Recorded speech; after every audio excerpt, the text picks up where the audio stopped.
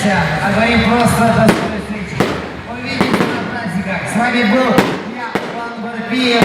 До скорой встречи, друзья. Амана.